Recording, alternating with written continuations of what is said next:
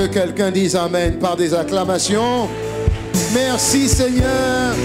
Merci pour ta grâce. Merci pour ta faveur. Merci pour ta main. Merci pour mon frère. Merci pour ma soeur. Merci pour chacun d'entre vous. C'est pas évident quand il pleut et qu'il fait mauvais temps le matin dans nos beaux pays d'Afrique de pouvoir sortir de chez nous. Même si on veut, des fois les circonstances disent tu n'iras pas, tu n'iras nulle part. Donc je bénis Dieu pour mon frère et ma soeur parce que ce n'est pas un acquis d'être là le matin, dimanche matin. Donc on acclame le Seigneur pour chacun d'entre vous. Merci au Seigneur. Vous avez pris le temps de vous préparer. Vous avez pris le temps de vous faire beau et belle. Pas pour un homme, surtout pas pour le pasteur, mais pour le Seigneur lui seul. Alors on acclame le Seigneur pour chacune de vos vies. Merci Seigneur. Tu peux te tourner vers ton voisin, acclamer le Seigneur en le regardant. Tu acclames le Seigneur, tu félicites, tu dis vraiment je bénis Dieu pour ta vie, vraiment je rends grâce à Dieu pour ta vie. Merci. Tu prouves encore aujourd'hui et tu prouves encore ce matin cette parole de Romains 8, verset 35 à 39 qui dit que rien ne me séparera de l'amour que j'ai pour toi. Rien ne me séparera de l'amour que j'ai pour toi. Et tu prouves que cette parole est vraie dans ta vie et dans la vie de mon frère et de ma soeur. Donne-moi un bon Amen, Amen, Amen, Amen, Amen. Amen, Amen. La tribulation, l'angoisse, la persécution, la faim, la nudité, le péril ou l'épée. Alléluia. Verset 36, il dit même les anges et les démons, absolument rien, absolument rien ne pourra nous séparer de l'amour que nous avons pour toi. J'ai l'assurance que ni la mort, ni la vie, ni les anges, ni les dominations, ni les choses présentes, ni les choses à venir, ni les puissances, les hauteurs, les profondeurs, ni aucun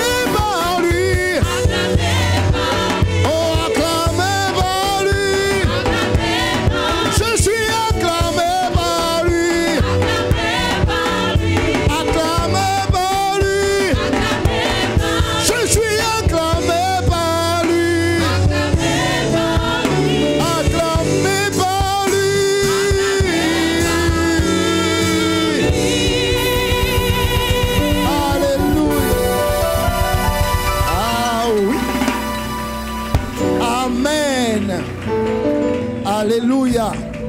Si nous sommes venus ici, c'est que ce n'est pas par ta propre volonté. Tu as été inspiré par Dieu, conduit par Dieu, attiré par Dieu. Donc tu mérites d'être acclamé par Dieu. Amen. Amen. Gloire à Jésus. Dis à ton voisin, gloire supérieure. Dis, une gloire supérieure t'attend. Dis à l'autre voisin, une gloire supérieure t'attend. Regarde-le dans les yeux, dis, une gloire supérieure t'attend. Dis encore, une gloire supérieure t'attend. Donc j'acclame déjà le Seigneur pour ça. Gloire à Jésus. Welcome to ICC. Bienvenue en tout cas à ICC. À ICC, bienvenue. Amen. Salut ton frère, salut ta soeur. Amen. Merci, chante. Pourquoi mon livre? Il ne faut jamais mon livre. Alléluia. Bienvenue en tout cas encore une fois ce matin. Bienvenue dans ce jour merveilleux que Dieu a fait. La Bible dit, voici le jour que Dieu a fait. Ce jour, c'est aujourd'hui. Ce n'est pas demain, ce n'est pas hier, c'est maintenant. C'est ce que tu es en train de vivre à l'instant même. Dis-moi un bon amen. C'est un bon jour pour toi. C'est un beau jour pour toi. Ça signifie que c'est une belle semaine pour toi. Une belle semaine t'attend. Une belle semaine t'attend. Amen. Une belle semaine t'attend. Une semaine glorieuse t'attend. Amen. Une semaine glorieuse t'attend. Amen. La Bible dit que si tu crois, tu verras. Je vois pour toi cette semaine glorieuse qui t'attend. Ce ne sont pas des slogans, c'est une réalité. Pourquoi? Parce que tu es au bon endroit, au bon moment et tu es la bonne personne. Amen. Donc ce ne sont pas, vous savez, quand il y a une différence entre les paroles motivatrices, les paroles de motivation et la parole vivante. Les paroles motivatrices, elles peuvent toucher l'âme. Mais la parole vivante apporte la vie. Et la parole est une personne. La parole de Dieu, c'est la personne même de Dieu. Amen. Il s'est présenté à toi et à moi. Il dit, je suis la parole. La parole faite chair, c'est moi. La parole est devenue chair. Ce que Dieu a dit de toi deviendra chair en toi. Au nom de Jésus. Tu vas l'expérimenter. Il envoya sa parole. Et sa parole les guérit. Et sa parole les fit sortir de la fosse. La parole de Dieu, elle est vivante et elle est efficace. Donc chaque fois qu'une parole qui vient de Dieu te motive, elle est plus vivante que motivante. C'est juste que tu te réjouis parce que tu vas vivre ce que tu entends de Dieu. Alléluia. Les paroles motivatrices excitent l'âme parce que ces paroles viennent d'une intention humaine. Mais aucun homme ne peut confirmer ce qu'il dit. Amen. La Bible dit que c'est de l'abondance du cœur que la bouche parle. Le problème, c'est que si la source est pourrie, ce que je dis, même si c'est motivant, c'est pourri. C'est de l'abondance du cœur que la bouche parle. Donc, si mon cœur est rempli de la parole et que je proclame cette parole, tout ce qui je vais dire, si ça vient de ce qui est bon, ça ne pourra produire que du bon. Est-ce que je parle à quelqu'un? La parole de Dieu est vivante. Et cette parole de Dieu, c'est cette parole de Dieu qui inaugure une saison, qui inaugure une nouvelle page de ta vie et de la mienne. Ce n'est pas passer du 31 décembre au 1er janvier qui inaugure une nouvelle saison. Non, c'est la parole de Dieu qui inaugure une nouvelle saison pour toi. Et gloire soit rendue à Dieu parce que Dieu a parlé. Et donc, comme Dieu a parlé, une nouvelle saison a été ouverte pour toi et pour moi. Quelle est cette saison? C'est la gloire supérieure. Que signifie la gloire? C'est quoi la gloire? La gloire, c'est deux mots. C'est ce que Dieu est et c'est ce que Dieu fait. Donc la gloire, c'est l'identité de Dieu et la capacité de Dieu. C'est ça la gloire. C'est ce que Dieu est et c'est ce que Dieu est capable de faire. Voilà pourquoi on l'appelle le Tout-Puissant. Le Tout-Puissant, ça veut dire il peut tout. Il se suffit à lui-même. Alléluia. Il n'est pas comme une pile. Il n'a pas besoin de se brancher quelque part. À lui seul, il se suffit à lui-même. Il est en même temps l'alpha et l'oméga, le commencement et la fin. Et son nom a deux facettes, ce qu'il est et ce qu'il fait. Et je peux même rajouter ce qu'il a. Il est amour. Il donne son amour et il a beaucoup d'amour. Alléluia. Et c'est le Dieu qui t'a fait rentrer dans cette nouvelle saison. Ce qu'il a dit, il est capable de l'exécuter. Donne-moi un bon amen. Ce qu'il a proclamé sur toi se manifestera. Dis-moi un bon amen. Donc, qu'est-ce que Dieu a dit cette année? Dieu nous prépare à la manifestation de cette gloire. Et pour manifester cette gloire où sur terre, il est obligé de faire de toi, dans son plan, il va commencer à faire de toi et de moi une autorité spirituelle. Mais pourquoi une autorité spirituelle? Simplement parce que celui qui a l'autorité a le pouvoir. Celui qui a le pouvoir a la puissance. Jusque-là, vous me suivez? Ok. Qu'est-ce que la Bible dit? Mais le monde entier est sous la puissance du malin. Le monde entier est sous le pouvoir du malin. Le monde entier est sous le contrôle du malin. Ça signifie que le monde est sous l'autorité diabolique. Et comme le monde, le diable a une puissance qui influence le monde, Dieu est obligé de faire de toi et de moi une autorité puissante également. Pour que ce soit puissance contre puissance, pouvoir contre pouvoir, autorité contre autorité. Est-ce que tu me suis jusque-là? Il dit que celui qui est en toi est plus fort que celui qui agit dans le monde. Ça veut dire qu'il est fort aussi. Il dit résistez au diable et il fuira loin de vous. Mais pour résister, il faut être fort. Pour se tenir devant une autorité, il faut que tu sois une autorité. Jusque-là, c'est clair. Donc la volonté de Dieu, la saison dans laquelle il nous fait rentrer, c'est une saison où sa gloire sera supérieure. Pour que, tu vois, il faut que ce thème soit, allez, comme un chewing-gum. Tu as mâché le thème là donc, hein, de tous côtés. Tu maîtrises ce thème. Il ne faut pas que ce thème te mystifie. La gloire supérieure, c'est juste, Dieu va se révéler à moi d'une manière supérieure, différente. Ça veut dire que je vais connaître Dieu comme je ne l'avais jamais connu. Je vais voir la main agissante de Dieu dans ma vie comme je ne l'ai jamais vue. Donc, je m'attends à avoir des témoignages à un niveau supérieur. Je m'attends à vivre des choses à un niveau supérieur. Je m'attends à avoir des témoignages à un niveau, des miracles à un niveau. Oui. Dieu l'a dit.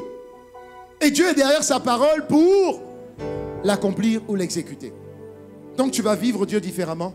Tu vas connaître Dieu différemment. C'est ça la gloire supérieure. Et donc Dieu maintenant va faire de toi une autorité. Il est obligé de commencer par l'autorité. Augmenter ton poids spirituel. Augmenter ta force spirituelle. Augmenter le poids de ta voix. Augmenter tes grades spirituels. Dis-moi amen. Et pourquoi il va faire de toi une autorité spirituelle? Je l'ai dit, mais je le redis différemment. Parce que il va te donner le pouvoir de fermer la bouche au diable. Il a trop parlé sur ta vie. Il a trop pollué ta vie. Il a trop bloqué ta vie.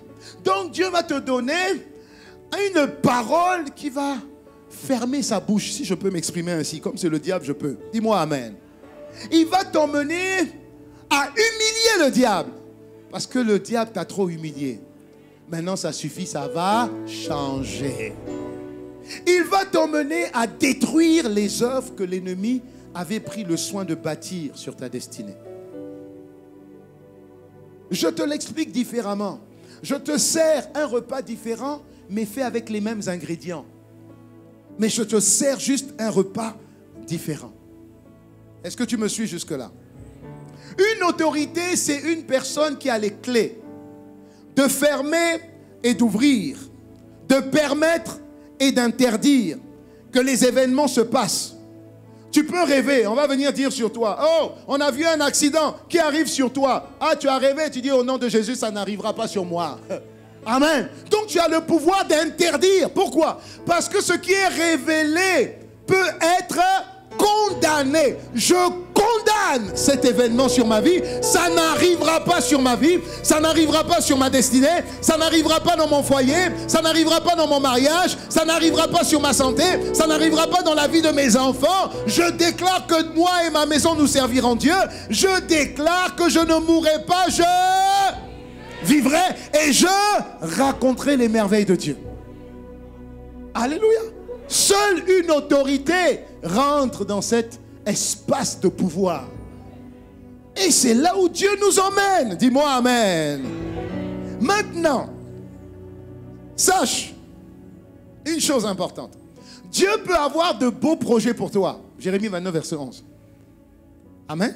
Dieu peut avoir les meilleurs projets pour toi. Il a parlé. Et Dieu ne peut pas renier sa propre parole. Dieu a dit les projets qu'il a pour toi. Maintenant, c'est à toi de prendre la décision de t'aligner sur ces projets ou pas. Dieu peut, Dieu veut, mais Dieu va le faire à condition que tu dises oui. Et ça, vous allez vous rendre compte, je prie que le Seigneur m'emmène à t'expliquer ça. Tu vas te rendre compte que c'est toi-même qui bloque ce que Dieu veut faire dans ta vie. Ce que Dieu peut faire dans ta vie. C'est toi qui bloques le va faire dans ta vie. Dieu peut. Dieu veut faire. Mais Dieu va faire si tu lui donnes la possibilité, l'approbation pour qu'il fasse. Voilà pourquoi cette année, il faut que tu prennes des décisions. Et nous avons dit depuis la semaine dernière qu'il y a 8 décisions que tu dois prendre cette année. Dis à ton voisin 8 décisions. À prendre pour passer au niveau supérieur cette année. Je t'assure, tu vas vivre une santé supérieure cette année. Ce qui ne marchait pas dans ton corps jusqu'à maintenant, cette année ça va marcher. Oh, dis amen, acclame Dieu. Ça va marcher. Parce que pour Dieu, tout est possible. Rien n'est impossible, tout est possible. Seulement, il y a des décisions que tu dois prendre. On a dit il y a 8 décisions. Il peut y en avoir plus, mais on va s'arrêter sur 8. Amen. La première décision, je résume pour ceux qui n'étaient pas là la semaine dernière. La première décision que tu dois prendre, c'est que tu dois te séparer. Dis à ton voisin, je t'en prie, sépare-toi. Tu dois te séparer. Ça signifie que tu dois décider de ne plus te compromettre. Tu dois décider d'être comme tout le monde, de penser comme tout le monde, d'aller là où tout le monde va, de faire ce que tout le monde fait. Tu dois décider de te séparer. Dieu ne peut pas t'élever s'il ne te sépare pas. Ce n'est pas possible. Il faut que tu choisisses. Dieu dit, je mets devant toi la vie, la bénédiction, la mort et la malédiction. Je te conseille de choisir. Ça veut dire, prends la décision. Choisis la vie. Et si c'est Dieu qui parle, la vie c'est quoi? C'est la parole. Ce que je dis, choisis la vie. Choisis la vie. Quel choix tu dois prendre? La Bible dit dans 2 Corinthiens 6, du verset 14 au verset 18, mais je lis juste le verset 17 et le verset 18. Il dit, c'est pourquoi sortez du milieu d'eux, séparez-vous, dit le Seigneur. Séparez-vous de quoi? Ne touchez pas ce qui est impur. À ce moment-là, je vais vous accueillir. Il y a des choses qui sont impures qu'il ne faut pas toucher. Ne touchez pas ce qui est impur. Qu'est-ce qui est impur? Le mensonge est impur. Le vol est impur. L'impudicité, on le sait, c'est impur. La multiplication des partenaires, c'est impur. Les querelles, c'est impur. Donc il dit, ne te compromets pas. Ça signifie, quand on dit ne te compromets pas, il parle de séparation. Sépare-toi signifie ne te compromets pas. Compromettre, c'est compromis. C'est avoir des compromis. C'est-à-dire, on s'arrange. C'est gagnant-gagnant. Oui, mais on s'arrange avec quoi? Je suis un enfant de Dieu, donc je suis séparé des ténèbres. Dieu dit oui, tu dois te séparer des ténèbres et ne plus toucher ce qui est impur. Ce qui est impur, c'est quoi? C'est tout ce qui est du monde. Tout ce que nous étions avant.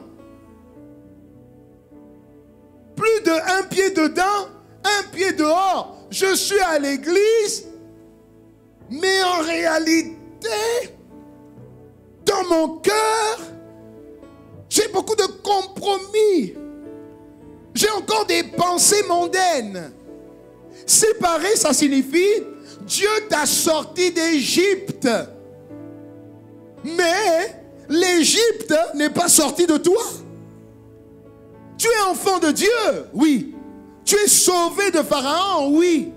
Tu es sorti d'Égypte, oui. Mais dans ton attitude, dans ta manière de penser, dans tes réactions, on voit bien que tu te comportes comme un Égyptien. Donc je suis sorti du monde, mais dans mes réactions, dans mes pensées, dans mes paroles, mais tu parles comme une personne du monde. Ça veut dire que tu parles comme quelqu'un qui n'est pas chrétien. Ça veut dire qu'il y a encore des choses impures en toi. Dieu a dit, sois froid ou chaud. Parce que si tu es tiède, tu es dans la compromission et je te vomis. Donc c'est par toi. C'est accepter d'être différent. C'est accepter que Jésus a fait de toi quelqu'un de différent. Dis-moi amen. Alléluia. Et c'est déjà une grâce. C'est déjà une grâce exceptionnelle que Dieu te fait. Dieu est venu prendre Abraham. Pourquoi Abraham? Et pourquoi pas Abraham? C'est le choix souverain de Dieu. Pourquoi Abraham? Pourquoi pas Abraham? Il a dit à Abraham, quitte ta maison, quitte ta patrie, quitte ton père, quitte ta mère. Je vais te faire entrer dans une gloire supérieure. Je vais faire de toi une autorité. Tout le monde se moquait de toi. Parce qu'à 75 ans, tu n'as même pas un héritier. Mais ne t'inquiète pas, de toi sortiront toutes les familles de la terre. Une nouvelle race d'élus. De toi sortira une nouvelle race. Et toutes les familles seront bénies en toi. Le gars avait rien. Il avait 75 ans. Et il a fait quoi? Il a quand même quitté. Il a cru. Et il a quitté. Mais en réalité, c'est exactement ce qui s'est passé pour toi et pour moi. Dans ta famille, pourquoi on t'a pris? Tu n'es pas le plus intelligent. Tu n'es pas le plus musclé. Ce n'est pas toi qui as le plus de diplômes. Pourquoi c'est toi qui es en Christ? Pourquoi? La grâce. Ta grâce m'a pris tel que je suis. Sans valeur, mais pour toi, perle de prix. Ta grâce m'a pris tel que je suis.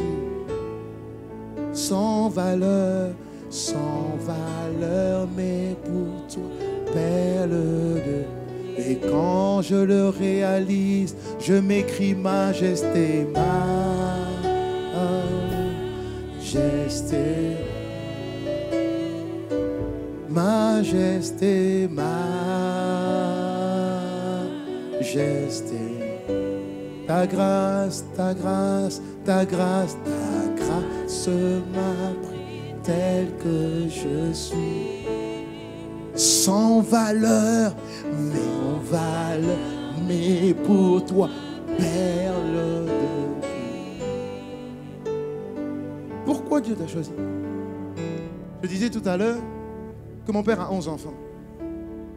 Garçon, jumeaux garçon, fille, garçon, garçon, garçon, garçon, jumeaux garçon, fille.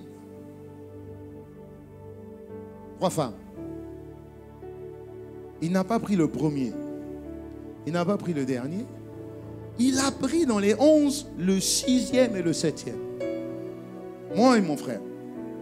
Sortis. Est-ce qu'on était meilleurs? Non, pas du tout. Pas meilleurs. Les plus diplômés? Pas du tout. Quand tu vois nos familles, il y a du tout. Il y a des gens qui ont des cheveux frisés, des cheveux lisses, il y a du tout, des rastaman, tout ça c'est la famille.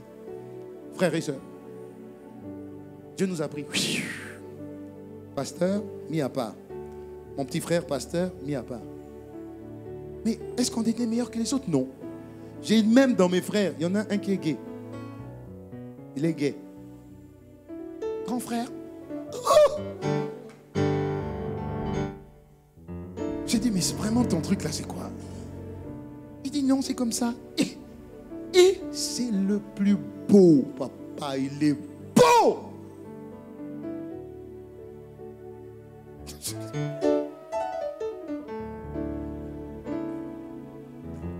Est-ce que je l'aime? Oui, je l'aime.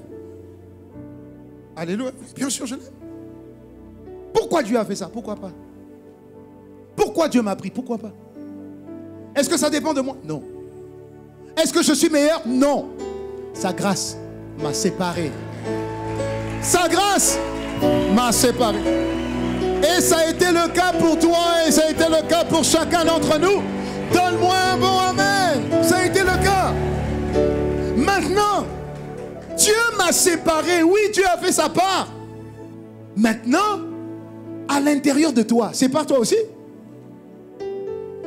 Il y a quelque chose à l'intérieur de toi. Dieu t'a sorti d'Égypte. Mais l'Égypte est en toi. C'est à toi de faire sortir l'Égypte et de montrer à Dieu que tu confirmes son choix de te séparer, de te mettre à l'écart. Est-ce que je parle à quelqu'un ce matin?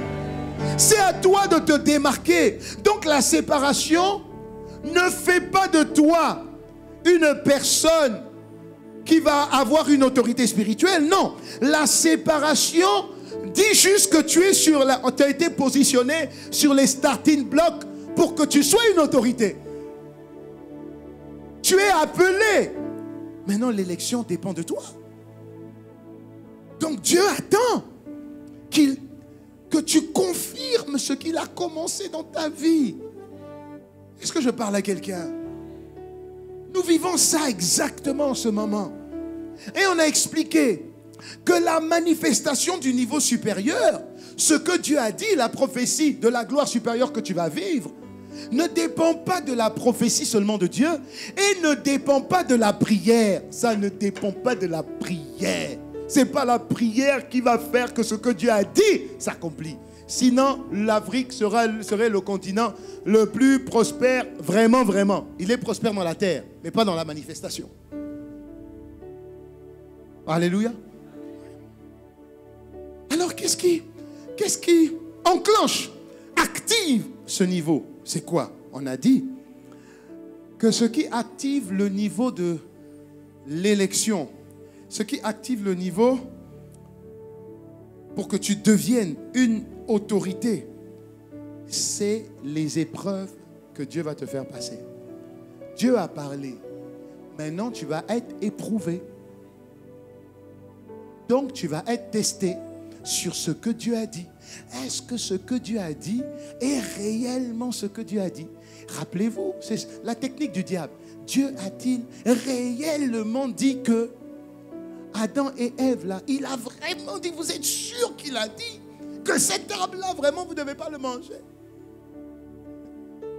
Tu seras testé sur quoi? Sur ce que la prophétie de Dieu, ce que Dieu a libéré sur ta vie. Parce que quand Dieu parle, le diable ni aucun démon ne peut bloquer la puissance de la prophétie. Il n'y a que toi qui puisse échouer au test, à l'épreuve de ce que Dieu a dit sur ta vie. Mais ça ne t'arrivera pas. Acclame le Seigneur pour toi, ça ne t'arrivera pas. Ça ne t'arrivera pas. Ça ne t'arrivera pas. Donc rappelle-toi, Dieu t'a sorti très bien. Dieu t'a séparé très bien. Maintenant, à toi de te démarquer. Dieu t'a séparé très bien. Maintenant, démarque-toi. Dans ceux qui ont été mis à part, démarque-toi. Démarque-toi comment? Dans ta capacité à garder la prophétie dans l'épreuve. Et on a dit que cette prophétie va emmener le test de ta foi. Parce que sans la foi, il est impossible d'être agréable à Dieu. Mais la foi à quoi? La foi en ce que Dieu a dit.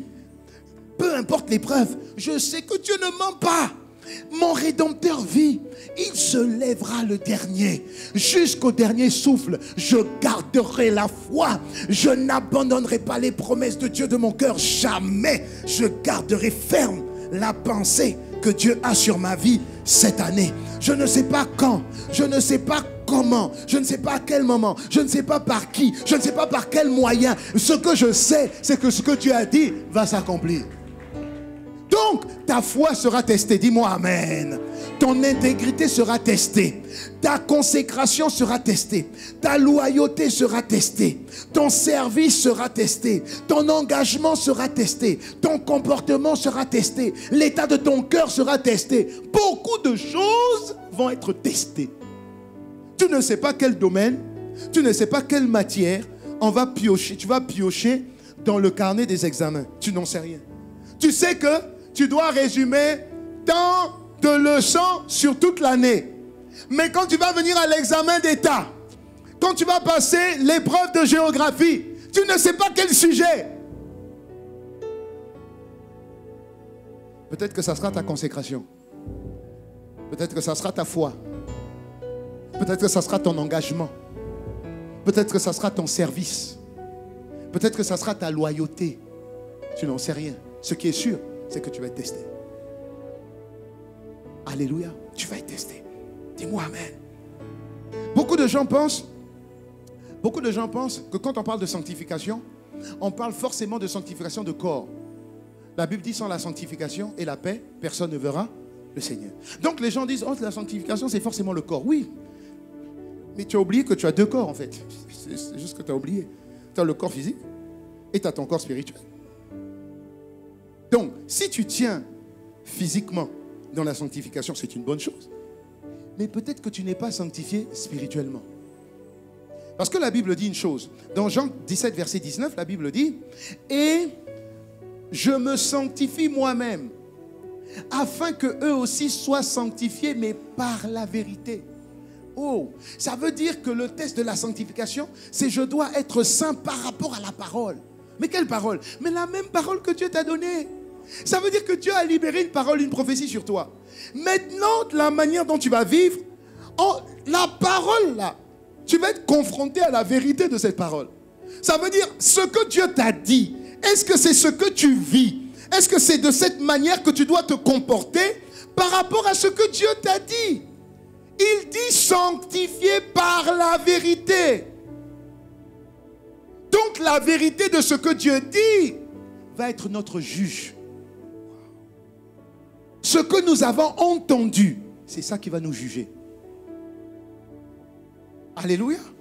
Je n'ai pas besoin d'être jugé par les hommes. J'évite. Parce que si je juge, on va me juger. Laisse la parole juger chacun. Ne rentre pas dans ces histoires de jugement. Laisse la parole être juge. Vous serez sanctifiés par la vérité. Est-ce que je parle à quelqu'un? Donc, l'activation, c'est le test. Et à ton voisin, tu dois être testé. Il dit, pardon. Peut-être que ce que tu vis, c'est même le test. Alléluia. Tu vas être testé. Et c'est une bonne chose. Dis-moi amen. Oui, c'est une bonne chose. David a été testé. Est-ce que c'est moi? Non, Abraham. Je vous ai dit qu'il a été testé, n'est-ce pas? On a dit à Abraham, tu seras un homme grand et tout ça, et tout ça, et tout ça. Dis-moi amen. Ok. Première chose, premier test. On lui dit quitte ta maison. Il a accepté, n'est-ce pas? Très bien. C'est pas tout. Deuxième test. On lui dit tu vas avoir un enfant. Entre l'instant où Dieu lui dit qu'il va avoir un enfant et l'instant où il a l'enfant, il se passe 25 ans. S'il te plaît, quand tu donnes une prophétie, Seigneur, papa, que j'aime beaucoup, quand tu donnes une prophétie à quelqu'un qui a 75 ans, un coco, si tu dis tu vas avoir un enfant, quand on voit l'âge, on dit bon, forcément, la même année, l'année prochaine, la même année, tu vas avoir l'enfant. Dieu a attendu 25 ans. Vous imaginez les moqueries. Parce que Abraham tout de suite a changé son nom. Il a là l'état civil. Enlevez Abraham. Mettez Abraham. Le Ham veut dire père d'une multitude. Donc ça dit que l'officier d'état civil qui dit oui, papa Abraham, qu'est-ce que tu veux? Oh, je veux qu'on change mon nom. Très bien. Tu veux quoi? Mets seulement un H. Pardon? Mets un H. Coco. Tu sais ce que ça veut dire si on met un H? Oui, oui, ça veut dire père d'une multitude. Tu es sûr? Tu vas assumer. Il dit j'assume. Il dit j'assume. Mets le H. Et il se passe une année. Il se passe 3 ans. Il se passe 5 ans. Le gars, il a 80 ans. Il se passe 10 ans. Il a 85 ans. Il se passe 15 ans. Le gars en a 90. Tu as déjà vu quelqu'un de 90 ans? Il doit marcher comme ça. Sarah a rigolé. Sarah dit, papa, écoute, le corps de mon mari, quand je le regarde, plus rien ne marche. Pourtant, le même corps a marché quand Ismaël est né. Mais il dit, et puis elle dit une chose importante, elle dit, même le désir, parce qu'elle en avait 90, il dit le désir n'est plus, le désir s'est évanoui. Et Dieu dit, quand Sarah a rigolé, Abraham avait 99 ans. Quand les anges ont dit, c'est l'année prochaine, tu vas avoir un enfant. Sarah a ri. Et les anges, tu vois, les anges, ils disent à Abraham, mais pourquoi elle rit? Parce que la pensée de Dieu, ce n'est pas la pensée des hommes. Et Dieu veut que tu puisses adopter sa pensée. Donc, les anges, c'est comme si, à la rigueur, quand tu ris, moi j'aurais dit, mais pourquoi tu ris? Non, c'est comme si les anges ne parlent pas à ceux qui n'ont pas de foi. Donc, elle a ri. Et puis il dit, Abraham, pourquoi elle rit? Y a-t-il quelque chose qui soit impossible à Dieu? Que quelqu'un me dise un bon non. Alléluia. Le test. David a été testé. On a oint David, il avait 17 ans. Mais entre 17 ans et l'instant où il s'est assis sur le trône, il s'est passé 13 ans. Pourtant, Dieu l'avait choisi. Dieu avait mis l'huile d'onction sur la tête et David savait que sur le roi qui existait, la main de Dieu n'était plus.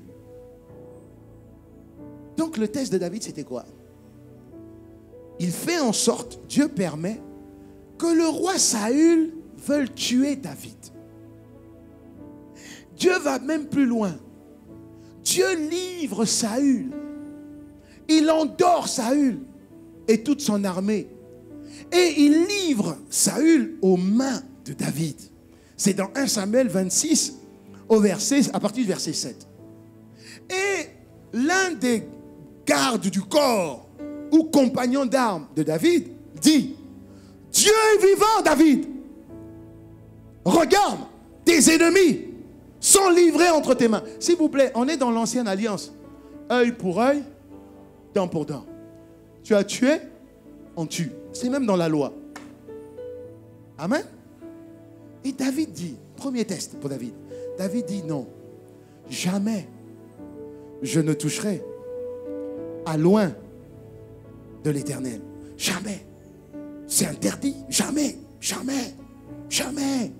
La Bible dit dans Psaume 105, verset 15, il dit, ne touchez pas à mes oins, ne faites pas de mal à mes serviteurs. Mais David connaissait la loi de Dieu. Alléluia. Donc le test, tu seras testé. Et c'est dans la manière dont tu vas te démarquer dans le test qui va marquer l'activation de ton élévation pour une nouvelle autorité. Est-ce que je parle à quelqu'un? Donc acclamons nos épreuves au nom de Jésus.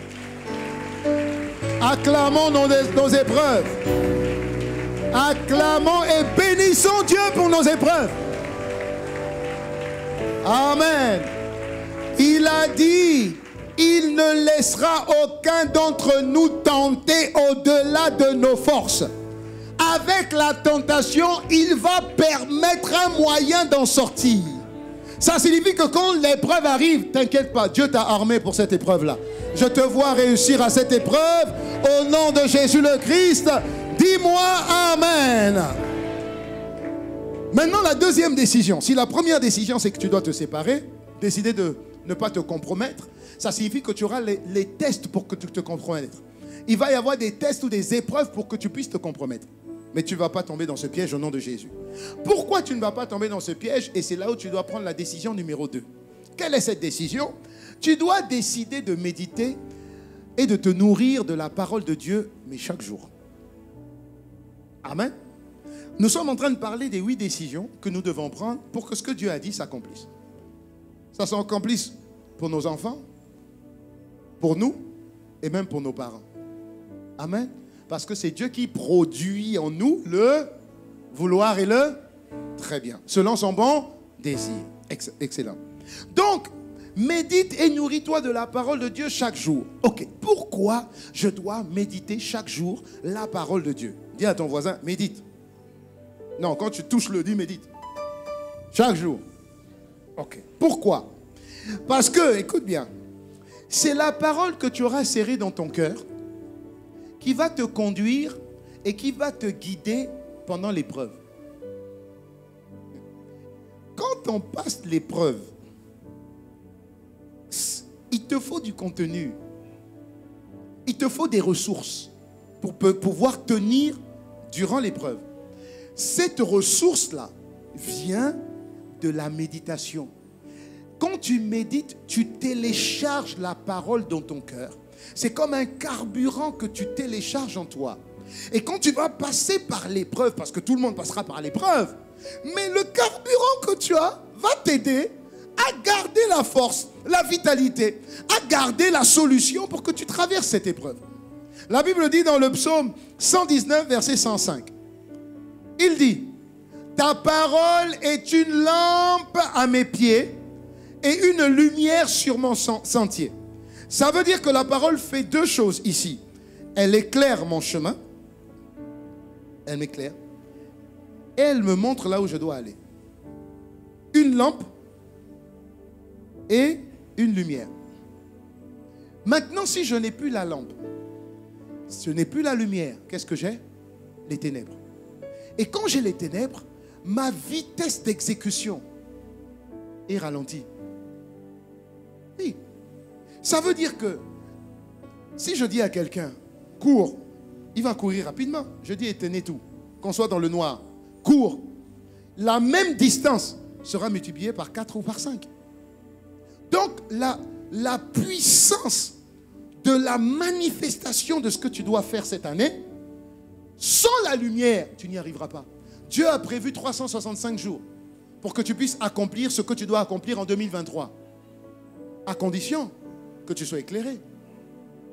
Mais si tu n'es pas éclairé, ce que tu devais faire en 365 jours, tu peux le faire en 3 ans. Vous savez ce que Dieu m'a dit ce matin? Pendant que j'étais en train de me préparer, tranquillement. Et quand il me parlait des épreuves, il me dit, tu vois, l'épreuve, c'est monté dans mon cœur comme ça. Une explication en direct. Il me dit, tu vois, l'épreuve, c'est comme si tu passes ton examen d'état. Ou peu importe, si tu es en 6e, enfin en 3e, ou en terminale, ou en 6e, en fonction du cursus, si il est français ou belge, peu importe. Il dit, mais chaque fois que tu passes un examen, l'examen c'est quoi? C'est juste prouver que ce que tu as appris, tu l'as maîtrisé. Donc, l'examen révèle ce qu'il y a dans ton cœur. L'examen révèle la compréhension de la prophétie de Dieu pour cette année, toi et moi. Ce que Dieu a dit, l'examen va révéler si tu as compris. Et donc, il m'a pris l'exemple de l'école. Il dit, c'est très simple. Quand un élève ne satisfait pas un examen pour passer une classe supérieure, qu'est-ce qui se passe? Il redouble. Ce qu'il devait faire en 9 mois, il y a des redoublants ou des, je ne sais pas comment on les appelle, les x3. C'est-à-dire, c'est des cocobas. Lui, il est là seulement. Tu vois? Et il va dépasser tout le monde en taille. Donc, c'est le coco de la classe. Tu vois? Il est là. Est-ce qu'on ne l'aime pas? Non. C'est pas que Dieu ne l'aime pas. Seulement, Dieu est un Dieu juge. Il dit, si tu n'as pas le niveau, ça ne sert pas, écoutez bien ce qu'il m'a expliqué, ça ne sert pas que je te fasse connaître plus. Parce que celui qui connaît plus a plus. Donc, ça ne sert pas que je te fasse connaître plus et que tu aies plus. Parce que avoir trop, quand tu n'es pas suffisamment mature pour gérer ça, ça va te tuer. Donc, tu vas rester là. Voilà pourquoi chaque épreuve, peu importe l'épreuve, est un test pour une élévation, pour un niveau supérieur. Et Dieu m'a expliqué ça. C'est pas qu'il était contre ceux qui restaient. Il disait juste, tu vas être recalé. Au nom de Jésus, ça ne sera pas ton cas, ni mon cas au nom de Jésus. Ça ne sera ni ton cas, ni mon cas au nom de Jésus. Donne gloire à Dieu et acclame-le au nom de Jésus.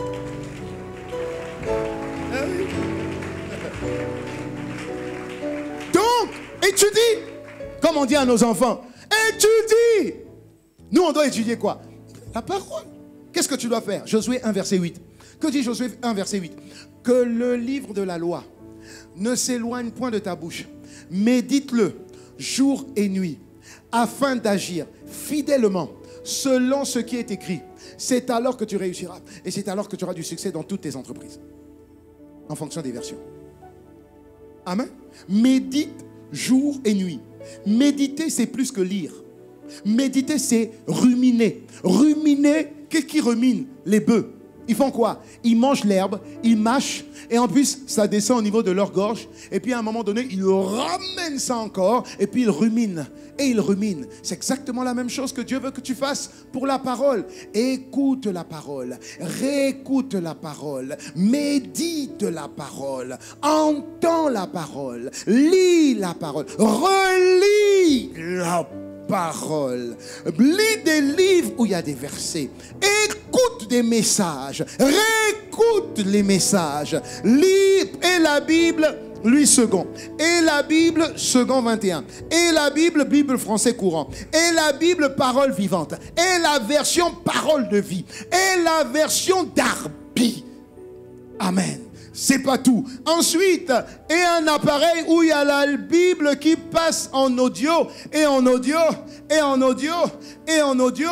Même quand tu dors, laisse la parole continuer à nourrir ton esprit. Parce que ton esprit ne dort pas. La chair est faible, mais ton esprit vit toujours. Donc laisse ton esprit recevoir la parole. Nourris ton esprit. Alimente ton esprit. Comme ça, le jour du test, parce que tu ne sais pas quand, tu ne sais pas à quel moment ça va arriver, mais dès que le test va surgir, la parole va surgir. Pourquoi? Parce que la Bible dit une chose. Il dit, le Saint-Esprit vous rappellera tout ce qu'il vous rappellera et vous conduira dans toute la vérité. Donc ce que tu entends et que tu écoutes, des fois tu ne sais même pas ce que ça veut dire. C'est pas grave, ça rentre seulement. Ça rentre seulement. Et à un moment donné, en face de l'épreuve, l'Esprit de Dieu va aller puiser et va te rappeler. Mais on ne peut pas te rappeler ce que tu n'as pas, ce que tu n'as jamais entendu. Est-ce que je parle à quelqu'un? Nourris-toi. Nourris-toi. Nourris-toi. J'ai appris encore une chose. Est-ce que je peux te dire? J'ai appris. Je recevais beaucoup de cas où on me posait la question, pasteur, oui, j'ai fait un moment que je vis cette épreuve. Je prie, mais je n'ai pas de réponse.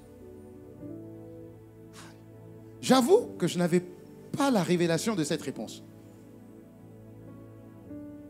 Pas avant cet enseignement. Et Dieu m'a répondu par cet enseignement. Quand vous passez les tests, quand vous passez l'épreuve d'État, même si votre professeur est le surveillant, parce qu'il y a toujours un surveillant, quand tu passes l'épreuve, est-ce que ton professeur qui te surveille, tu dis, est-ce que tu peux m'aider? Il va t'aider? Non. Donc j'ai appris que pendant l'épreuve, Dieu ne parle pas. Dieu ne parle pas. Non. Pendant l'épreuve, Dieu ne parle pas. Qu'est-ce que Dieu fait pendant l'épreuve? Il t'observe. Pourquoi? Pour savoir si tu as bien compris la leçon. Parce que là, ce n'est plus pour lui le temps de parler. Non, non. Non, non, non. C'est ce qu'il t'a dit qui doit te parler. Voilà pourquoi quand tu composes l'examen, tu fais quoi? Ça veut dire quoi? Parle-moi. Parle-moi. Quand tu fais ça, ça veut dire parle-moi. Donc, ton esprit va à l'intérieur de tes leçons. De SVT là. À l'intérieur de tes leçons. À un moment donné, c'était en début d'année, le pasteur parlait de ça, le Saint-Esprit m'a dit ça. Oui, c'est là, c'est la leçon que tu as apprise qui te parle au moment de l'examen. C'est pas la voix de Dieu qui te parle. Dieu observe et Dieu voit qu'est-ce que tu dois faire. C'est là où j'ai compris, j'ai dit, oh mon Dieu, je comprends. Quand Job est passé par l'examen, Dieu ne parlait pas. Job priait, criait. Dieu était moi. Alléluia. Dis-moi amen. Donc la méditation de la parole, c'est ce qui va te parler. C'est ce que tu as compris maintenant. C'est ce que tu comprends depuis plusieurs semaines. C'est ça. Une fois que ça rentre dans ton cœur, je t'assure, quand l'examen va arriver, c'est comme si, je me mets à ta place, hein. Tu es en train de rédiger, puis je dis, c'est quelle leçon? Et puis, je sais ce que tu fais. Tu commences à regarder les autres. Les autres. Tu dis, tu dis, mais lui, pourquoi lui et pas toi? Quelque chose lui parle. Quoi? La révision des leçons. Est-ce qu'il a écouté la leçon une fois? Non. Il a écouté une fois. Il a posé des questions. Il a réécouté. Il a fait des recherches. Ça s'appelle la méditation de la parole tous les jours. Alléluia. Tous les jours. Ce n'est pas en venant à l'école une fois dans la semaine, le dimanche matin, premier culte, que tu vas réussir les examens. Impossible. Frère, impossible. Ma soeur, impossible. Tous ceux qui se tiennent ou qui ont commencé à servir Dieu, impossible. Je vais te dire comment on grandit. Bien sûr, on vient au culte dimanche. C'est le début. Mais on vient au culte du vendredi, c'est la prière. Ensuite, dans la semaine, on a les groupes de maison. Les groupes de partage, où on peut poser des questions. Ensuite, des fois, les mercredis, on a des enseignements bibliques, là où on peut poser des questions. Donc, c'est la concordance de tout ça, plus ta méditation personnelle, qui fait que tu grandis, mais à une vitesse. C'est-à-dire, tu ne te rends même pas compte de ce que tu as. En réalité, tu ne te rends compte de ce que tu as à quel moment? Quand tu es devant l'examen. C'est là où l'examen te pèse. En fait, l'examen est une bénédiction pour toi. Parce que l'examen te révèle. L'examen révèle ton niveau. L'examen révèle ta consistance. L'examen révèle ton poids. Tu peux être là tous les dimanches et tu es vide. Je ne parle pas de toi ni de ton voisin. On est ensemble, restons bien. Alléluia. Voilà. Donc l'examen révèle ton contenant. Ou ton contenu plutôt. L'examen révèle ce que tu as. Le poids spirituel que tu as. C'est ce que révèle l'examen. Et l'examen ne te parlera pas. L'examen ne te conduira pas. Parce que, en réalité, ce qui te conduit à l'examen, ça veut dire ce qui permet que tu réussisses l'examen, c'est que ce que tu as appris, Ce que tu as compris, c'est ça qui te dirige pendant l'examen. N'est-ce pas? Est-ce que vous me suivez? Ça, c'est clair. Ce qui me permet de naviguer bien pendant l'examen, d'être conduit ou inspiré pendant l'examen, c'est parce que j'ai été rempli avant. Et Dieu me montre ça dans la parole. Luc 4, verset 1, en parlant de Jésus. La Bible dit, deux verbes importants dans Luc 4, verset 1. La Bible dit, Jésus, a été rempli à l'intérieur. Et ensuite, il a été conduit. Donc, tu ne peux pas être bien conduit dans l'examen si tu n'es pas rempli. Tu peux pas espérer que pendant l'épreuve, la parole de Dieu te conduise si tu n'es pas rempli de la parole de Dieu. C'est impossible. Impossible. Tu peux être il y a des Marthe et des Marie à l'église. Marie, c'est celle qui, même quand elle est à l'église, même quand elle sert, elle sait à quel point, à quel moment s'arrêter, s'asseoir et suivre le culte. Je peux être à la vidéo, au son. J'ai mon service, mais à un moment donné, même si je suis dans le service, je dois savoir m'arrêter et puis suivre. Parce que moi aussi, j'ai besoin d'être béni. Je ne dois pas seulement être un canal de bénédiction pour les autres. Parce qu'un canal ne retient jamais la bénédiction. Un canal est un pont de transit. Hein. Oh là là. Alléluia. Ah oui. Un canal est un pont. Je suis un canal de bénédiction. Merci. Mais pendant que je dois moi aussi écouter. Parce que moi aussi j'ai une vie. Moi aussi j'aurai des épreuves. Est-ce que je parle à quelqu'un? Donc je ne peux pas me permettre de ne pas bâtir, construire ma vie, de ne pas être un malabar spirituel, comme dit le pasteur Yvan. Je dois être rempli. Donc comment je fais? Personnellement, je fais comment? Je peux vous dire? Je peux vous dire? C'est bon? Ok. Qu'est-ce que je fais? Avant ça, j'ai pris ça du pasteur Yvan. Avant d'ouvrir mon téléphone, je dois ouvrir la Bible. C'est ça, c'est tellement efficace. Comme je vous ai dit ça, ça ne va plus vous quitter. Donc, attends, je sais ce que vous allez faire. Ça veut dire que, à condition que la Bible soit plus proche de toi que le téléphone. Ok. Parce que je sais que demain, quand tu vas te lever, ton réflexe sera, et puis il y a une voix qui va dire, ouvrir la Bible, ouvrir la Bible. Ouvre la Bible. Je ne te dis pas de prendre 30 minutes, tu ne tiendras pas. Prends 5 minutes. Prends 5 minutes. Commence humblement. Dis à ta femme, commence humblement, chérie. Ou dis au frère, hein? Tu ne dis pas à la personne qui est à côté de toi, ce n'est pas ta femme. Si tu as un homme à côté de toi, tu dis chérie. Pas dire que pasteur. On est ensemble. Commence humblement. Ne te mets pas des gros, ça ne servira à rien. On a essayé tout ça, on a tout essayé. Donc, je sais, ouvre la parole. Ne commence pas à lire Exode. Tu vas t'embrouiller, ça va t'énerver. Va dans les évangiles, l'histoire de Jésus. Et lis un chapitre. C'est tout. Amen. Première chose, prends un stylo ou un stabilo. Une fois que tu vois une parole qui, pouf, te touche, surligne. Ça veut dire c'est sur cette parole-là que tu as surligné que tu vas revenir dans la journée. C'est tout. Tu fais ça. Tu dis merci à Dieu par rapport à ce que tu as lu, qui t'a plu, ce mot-là ou cette phrase que tu as surlignée. Après, tu dis merci à Dieu. Après, ouvre ton téléphone. Je sais que si tu fais ça, c'est déjà bien. Dis-moi amen. C'est déjà très bien.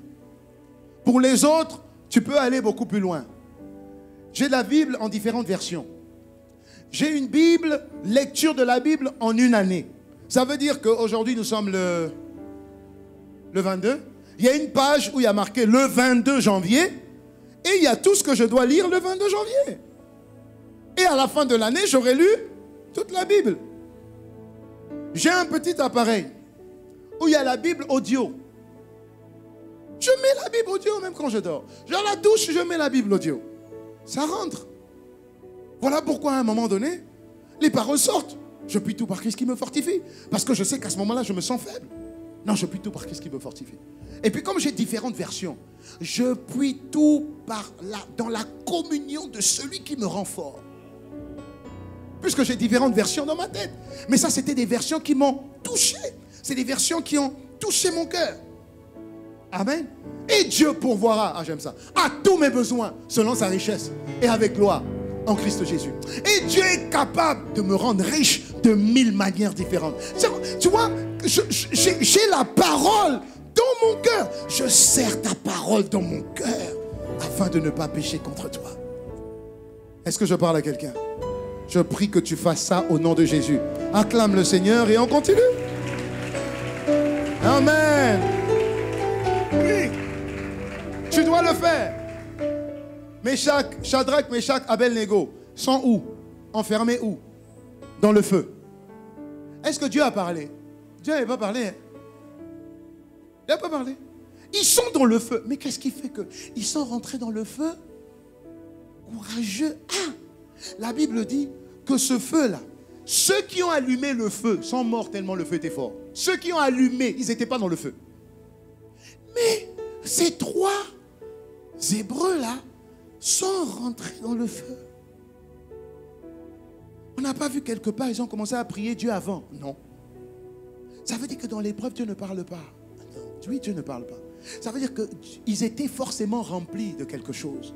Oui, ils étaient remplis de Ésaïe 43, verset 2, qui dit, Ésaïe 43, verset 2 dit, si tu traverses l'eau, il dit, si tu traverses de l'eau, je serai moi-même avec toi. Si tu traverses des fleuves, ils ne te submergeront pas. Si tu marches dans le feu, tu ne te brûleras pas et la flamme ne te fera pas de mal. Ils avaient déjà ça dans le cœur. Ils avaient l'assurance de ce que Dieu dit, il l'accomplit. Ils avaient cette parole. Ils sont allés dans le feu. L'épreuve du feu. Maintenant, ton épreuve ou mon épreuve de feu peut être totalement différent. Mais tu dois discerner que là, c'est chaud. Ah, moi, mon frère, là, vraiment, pasteur, c'est chaud. Mais si c'est chaud, Ésaïe 43, verset 2. C'est pas le pasteur qui va te refroidir. Le feu, c'est pas pour que tu te refroidisses. Même quand je passe par la vallée de l'ombre de la mort, je fais quoi? Je ne crains aucun mal. Pourquoi? Ta houlette et ton bâton me rassurent. Ça veut dire, Dieu n'a pas dit, tu ne vas pas passer par la vallée. Hein. Il dit quand tu vas passer. Parce qu'il faut que tu passes. Tu vas passer par la vallée de l'ombre de la mort. Tu vas sentir le pouvoir des ténèbres sur toi. Tu vas sentir l'odeur de la mort. Mais quand tu vas passer par là, rappelle-toi, ma houlette et mon bâton te rassureront. Dis Amen. Il n'a pas dit sa parole, il a dit sa houlette et son bâton vont me rassurer. Que tu reçoives cette grâce sur ta vie. Au nom puissant de Jésus, donne-moi un bon Amen. Donc médite. Et étudie la Bible. Nourris-toi de la parole. Achète plusieurs instruments. Plusieurs technologies. La clé en USB. Achète ça. Achète ça. Il y a des petits livrets. Il y a des petits livrets. Je dis toujours à mes enfants, lisez ça, lisez ça. Il faut lire. Pourquoi? Il y a marqué en lui je suis, en lui je suis, en lui je suis, en lui. Lisez, lisez. Je sais que quand vous serez grand, mais papa, j'ai déjà lu une fois. Papa, j'ai déjà lu 2 fois. J'ai dit, c'est pas suffisant. Lis encore. Lis encore. Lis encore. Pourquoi? Ça va rentrer. Actuellement, je suis en train de préparer une version audio de confession biblique. Mais chanter. Parler et chanter. Pourquoi? Parce que c'est aussi par la musique, les choses rentrent plus facilement. Quand tu chantes la parole, quand tu la chantes, Psaume 105, verset 4. Ayez recours à l'Éternel et à sa force. Recherchez constamment sa puissance. Je recherche constamment sa puissance. On a fait un chant. En faisant le chant, j'ai maîtrisé le verset. ayez recours à l'Éternel et à son appui, ou encore à sa force. Il dit, recherchez constamment, continuellement. Donc ça va, je recherche constamment ta présence. Et j'en ai fait un chant. Le psaume 23. On en a fait un chant. L'Éternel est mon berger, je ne manquerai de rien, il me fait promener dans de verts pâturages, il me conduit. C'est un chant. Me fait entendre sa voix. Alléluia. C'est un chant. Chanter les versets, ça rentre plus facilement. Alléluia. Le chant a un impact incroyable sur une partie du cerveau. Dis-moi amen, est-ce qu'on peut continuer? Alors on acclame le Seigneur et on continue. Gloire à Dieu. La première décision, sépare-toi. Décide de ne pas te compromettre et refuse de faire comme tout le monde. Première décision. Deuxième décision. Médite et nourris-toi de la parole de Dieu chaque jour. Que quelqu'un dise chaque jour. N'oublie pas, avant d'ouvrir ton téléphone et ton WhatsApp, ouvre la Bible. Prends 5 minutes. 10 minutes, pas plus. Ne dis pas je vais prendre 30 minutes, tu ne vas pas faire ça. Mais je veux piéger ton cerveau. Parce que ton cerveau dit 5 minutes, bon c'est pas beaucoup. 5 minutes ça va quand même. Oui, fais ça. Après, prends 5 minutes, prie sur ce que tu as retenu. C'est bon, arrête-toi là. Dis merci à Dieu. Et tu vas voir que progressivement, tu auras la force d'aller un peu plus loin, et puis d'aller encore un peu plus loin, et puis d'aller un peu plus loin. Amen. Troisième décision que nous devons prendre cette année. Veille et garde ton cœur. Protège l'accès à ton cœur. Veille sur ton cœur. Garde ton cœur. Protège l'accès à ton cœur. 3 verbes que j'ai mis, je n'ai pas mis ça par hasard. Tu es un veilleur. Le veilleur de quoi? De ton cœur. Tu es un gardien. Le gardien de quoi? De ton cœur. Et tu es un protecteur. Le protecteur de quoi? De ton cœur. Ça signifie que ton cœur a des trésors et tu le sais. La parole de Dieu le dit.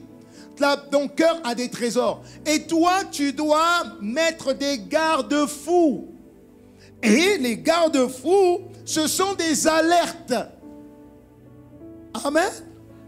Ok. Pourquoi tu dois faire ça? Parce que le diable va toujours te tenter quand tout va mal. Ou quand tout ne va pas comme tu veux. Et le diable peut user de plusieurs choses. Il use de l'horoscope, pour ceux qui lisent ces bêtises-là. Mais au nom de Jésus, on n'a pas ici. Dites-moi amen. Ok. Il va utiliser aussi le temps. Vous savez que le temps a une influence sur notre état d'esprit. Par exemple, quand il fait un temps grisâtre comme ça, on dit toujours ça, c'est un bon temps pour rester à la maison. Hein? Hein? C'est un bon temps pour être chez soi. Faire quoi? Bon, rien de spécial.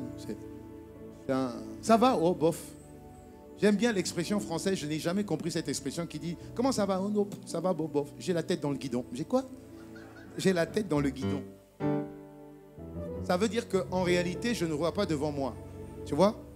Parce qu'un guidon, voilà, à la trajectoire de ma vie. Donc la tête dans le guidon, ça veut dire c'est comme si je tourne en rond. J'ai la tête dans le guidon. Et donc le temps, tout ça influe sur ton état d'âme. Est-ce que je parle à quelqu'un? Ok. Sur ton état d'âme. Maintenant, le diable, ce qu'il va faire, c'est que derrière chaque épreuve, c'est pour lui une opportunité de te tester ou de te tenter. Dis avec moi tentation. Dis encore tentation. Ok. Donc, c'est là où justement tu dois veiller. Quand tu es fort, c'est vrai que tu dois veiller à ne pas tomber. Mais quand tu n'es pas fort, c'est là où tu dois encore plus veiller. Parce que c'est là où l'ennemi va redoubler d'efforts pour essayer de t'avoir, surtout là où tu n'es pas encore aguerri. On appelle ça nos points faibles. Mais je n'aime pas utiliser le mot nos points faibles. C'est là où tu n'es pas encore suffisamment aguerri. Donc, tu dois veiller sur ton cœur. Pourquoi? Parce que dans ton cœur, il y a le point numéro 2. C'est dans le cœur que tu as reçu la parole que tu as médité, la prophétie que tu as reçue. Amen. Une fois que tu l'as reçue, tu fermes et tu veilles. Parce que le diable va essayer de polluer ce qu'il y a à l'intérieur. Voilà pourquoi David dit, ou le psalmiste dit dans le psaume 119, verset 11, il dit, je serre ta parole dans mon cœur afin de ne pas pécher contre toi. Je serre la parole dans mon cœur. Ça veut dire je protège cette parole parce qu'elle sera attaquée. Et on est attaqué. Dis à ton voisin, on est attaqué. Et on est attaqué par où? Les portes du cœur, ce sont nos pensées. Ce sont les fameux 5 sens dont on explique et on réexplique toujours à Impact Centre Chrétien. Les portes, ce sont les pensées. Nos pensées sont influencées par ce que je vois, ce que je sens, ce que je goûte, ce que j'entends et ce que je touche. Même un aveugle, quand il touche, ça alimente sa pensée. Quand il sent, surtout quand tu jeûnes, ça alimente ta pensée. Amen. La Bible dit, dans Proverbe 4, verset 23, Bible français courant, avant toute chose, en priorité, prends garde à ce que tu penses au fond de toi-même, car ta vie en dépend. Ça signifie que le diable sait que ce qu'il y a au fond de ton cœur contrôle ta vie. Donc le diable va contourner pour toucher le fond de ton cœur. Il va essayer d'agripper ce qu'il y a au fond de ton cœur. Maintenant, qu'est-ce qu'il y a au fond de ton cœur? Qu'est-ce qu'il y a au fond de ton cœur? Au fond de ton cœur, il y a tes habitudes des fois. Ça veut dire que c'est vraiment ancré. Il y a la tradition. Il y a le chez nous. Chez nous. Chez nous, hein? Ça, c'est au fond de ton cœur. C'est parce qu'au fond de ton cœur, c'est ce que tu es vraiment. C'est ce que tu penses que tu es vraiment. Donc, au fond de ton cœur, il y a ton origine, il y a ta race. C'est tout ce qui fait ta fierté. Ah, est-ce que je parle à quelqu'un? Tout ce qui fait ta fierté. Tu t'identifies à tout ce qui fait ta fierté. Par exemple, l'hymne national. Donc, on est tous là. Pendant un stade, l'équipe nationale chante. Toi, tu es au salon. Toi aussi, tu te lèves. Et puis tu chantes. Pourquoi? C'est la fierté de ta patrie. La fierté de ta patrie. Amen. Donc, quand on touche cette patrie, on touche ta fierté et on touche le fond de ton cœur. Donc, le diable n'est pas bête. Hein? Le diable va appuyer sur tout ce qui emmène directement à ton cœur. Et donc, et quand ça touche ton cœur, si tu n'as pas le point numéro 2, c'est fini. Ton estime est touchée. Tu te sens insulté. Tu te sens mis de côté. Tu te sens écrasé. Tu dis non, c'est pas normal. Plus jamais. On ne peut pas faire ça. Mais comment on peut faire ça? Ça y est. Mais ta réaction là, garde ton cœur, fais attention à ce que tu penses. Pourquoi? Parce que ce que tu penses, c'est ce que tu deviens. Non, c'est quoi ça? Hein? Parce que nous, on est qui? Parce que nous, on est comment? Attention à ce que tu es en train de dire. Parce que ce qui est en train de sortir, tu es en train d'annoncer ta vie future. Fais attention à ce que tu es en train de parler. Ne parle pas mal. Ne dis pas n'importe quoi. Fais attention. Je vous prends un exemple. Pourquoi Judas, qui a été positionné en tant que ministre des Finances du puissant ministère de Jésus, a vendu Jésus? Est-ce que Judas n'aimait pas Jésus? Non. Judas aimait Jésus. Est-ce que Jésus n'aimait pas Judas? Je vous réponds tout de suite. Si vous n'aimez pas quelqu'un, vous ne le mettez pas aux finances. Hein, de votre ministère. Hein. On est d'accord, non? Voilà. Si vous n'avez pas confiance en quelqu'un, vous ne le mettez pas aux finances. Est-ce que Jésus n'avait pas confiance en Judas? Si. Est-ce que Jésus n'aimait pas Judas? Si. Il l'a positionné là. Mais comment quelqu'un qui t'a fait a fait de toi quelqu'un d'important? Parce que le ministère des Finances fait toujours partie des top 5, si ce n'est des top 3. Il y a l'intérieur, je crois. Hein, il y a l'intérieur, la défense aussi. Ministère des Affaires étrangères, ça dépend. Mais il y a les finances. Papa, c'est lui qui tient l'argent. N'est-ce pas? Tu peux beaucoup parler, mais c'est lui qui... Donc, le ministère des Finances fait partie des top 5. Dis avec moi top 5. Voilà. Comment quelqu'un qui a fait de toi une personne aussi importante, tu peux le vendre? Comment? Mais c'est très simple. Qu'est-ce qui s'est passé? Un jour, Jésus était avec ses disciples et une femme prostituée, elle avait un parfum de grand prix, très cher, parfum d'albâtre. Elle a ouvert le parfum. Elle a versé le parfum sur Jésus.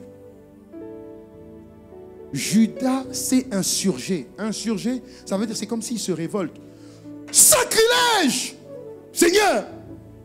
Gaspillage! En tant que ministère des Finances, je sais à quel point coûtent tes campagnes. Parce qu'il faut nourrir les 15 000 personnes. Même si ce n'est pas sorti de ma poche, mais c'est sorti de la poche de Dieu. Mais quand même, sacrilège! Sacrilège, Seigneur!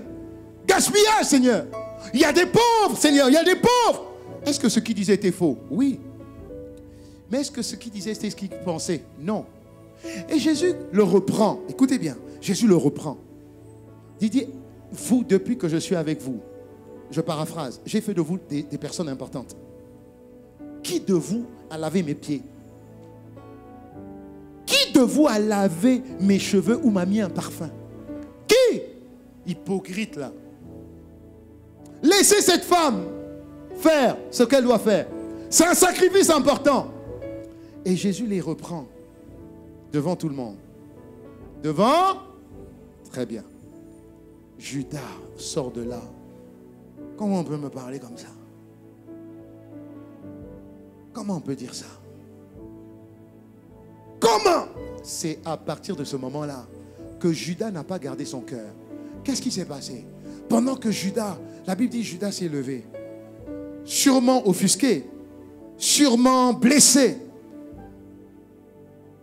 Et quand il marchait seul, j'imagine maintenant le diable qui vient et puis qui souffle. C'est pas normal ce qu'on t'a fait.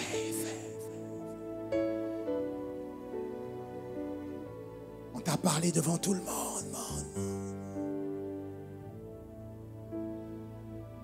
C'est quand même toi qui tiens l'argent. Ok? Oui. C'est quand tu es seul.